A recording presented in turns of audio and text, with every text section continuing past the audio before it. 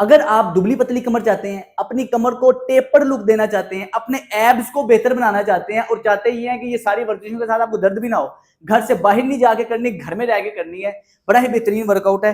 एक पांव आगे, एक पांव पीछे, पीछे वाला पांव पंजे पे, आगे वाली टांग को हल्का सा बेंड कर लेना है।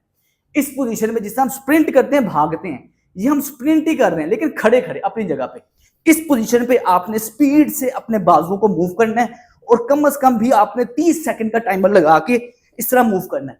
देखने में आसान लगता है लेकिन जब आप करेंगे तो आप थकेंगे, आपके कोर के मसल्स को स्टेबलाइज होना पड़ रहा है इस एक्सरसाइज से। अगर आप मुझे साइड से देखें, एक पांव आगे, एक पांव पीछे, खड़े खड़े, इस तरह आपने इस तरह अज्यूम करना है कि भाग रहे हैं।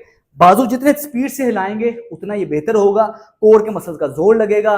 खड़े खड़े बेहतरीन एक्सरसाइजेज है और देखेंगे कुछ ही दिनों के अंदर आपकी टेपर लुक आ जाएगी। 30 सेकंड के लिए दिन में 2 से 3 बार ये एक्सरसाइज करें। इसके साथ साथ डाइट लाजमी अपनी प्रॉपर फॉलो करें, वॉक लाजमी करें, सोने उठने की रूटीन को बेहतर बनाएं। अस्सलाम वालेकुम।